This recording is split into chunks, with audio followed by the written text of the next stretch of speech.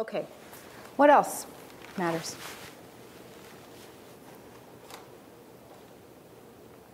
It's too late for all of you guys for this one. Conference president. Yeah, I mean, yes, but ultimately they're not going to count for much. I mean, they're good practice. They give you the skills that you need in order to give a stellar job talk, which does matter a lot. And they show that you're active, so you need to have them, but they're not going to put you over the top, one way or the other. Cookies? Yeah. Going to a good grad school? Bingo. Sorry? Going to a good grad school. Credentials. Yeah. Sadly, this matters a lot. It matters a lot. Is it just snobbishness? Partly. There's an element of it. There's no question that, big names impress, right? Most of the people that have been hired in the last couple of years in my department are from big name grad schools. Places like Berkeley, which is a very big name in sociology, Harvard. And when my chair talks to public audiences about how fabulous our department is and how great our new hires is and how we're going up and up and up, he always mentions the schools that they came from. Doesn't mention my school, by the way, but he mentions the schools they came from. So, like big names impress, right? People name drop. But there are other advantages that come with that as well, okay, that can't be overlooked. Why else do you think it matters where you come from? Absolutely. Reference letters.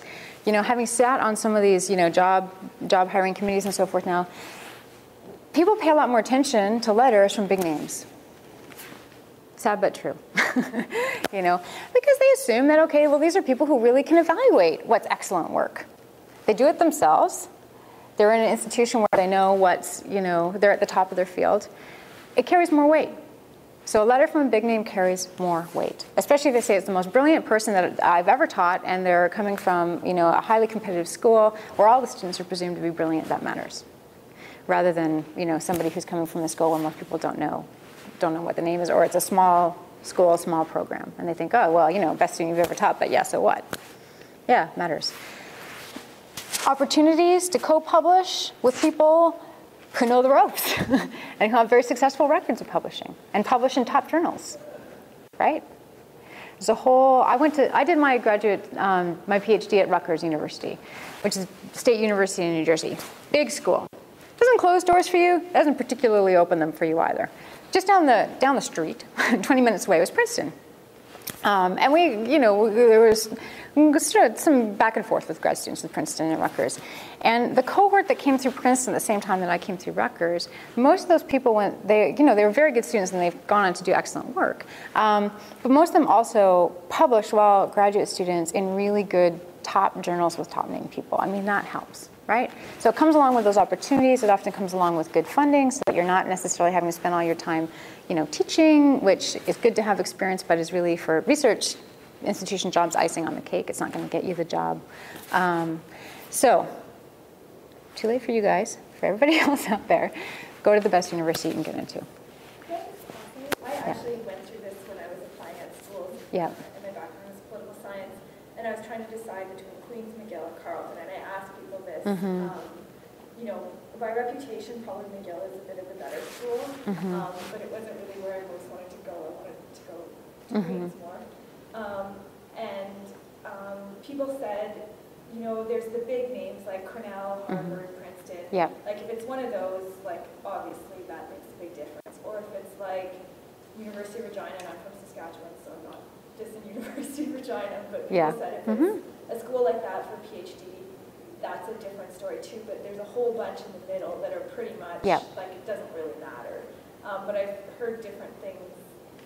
Like no, I think that's good advice, and that's a good qualification. Okay, what matters is the broad tiers mostly.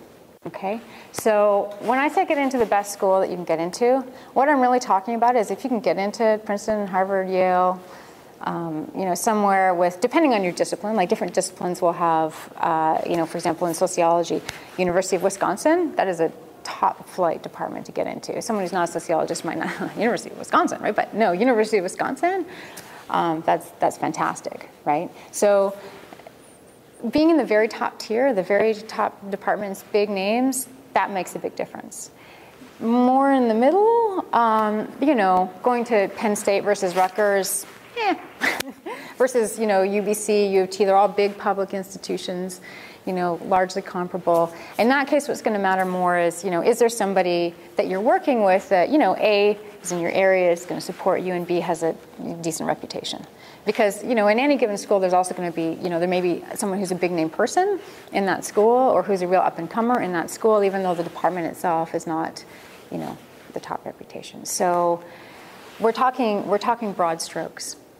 If you can get into a really elite program, there is no question it'll be much, much easier for you to succeed and get a job. I mean, that's just the reality of it. It's just easier. It's much easier. Doesn't mean you can't if you're going somewhere else, you know, by any stretch, or I wouldn't be here. But it's going to be harder. And you're starting from a disadvantage, and you're going to have to work harder, you know. But in the middle range, you know, Carleton versus Queens, you know, go with where it's going to be better. Then go with what's going to be a better fit for you. And it depends on your discipline too. Absolutely. You know, University of Wisconsin for political science.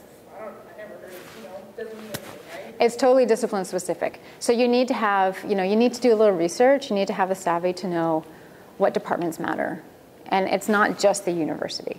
You know, what departments matter in your field, for sure. Yeah. So, you know, but the general question is to think hard about where you go to grad school, particularly your PhD. Your MA doesn't matter so much. I mean, you can sort of, you know, afford to kind of be where you want to be to a greater degree. But particularly for your PhD, you know, think seriously about where you're going.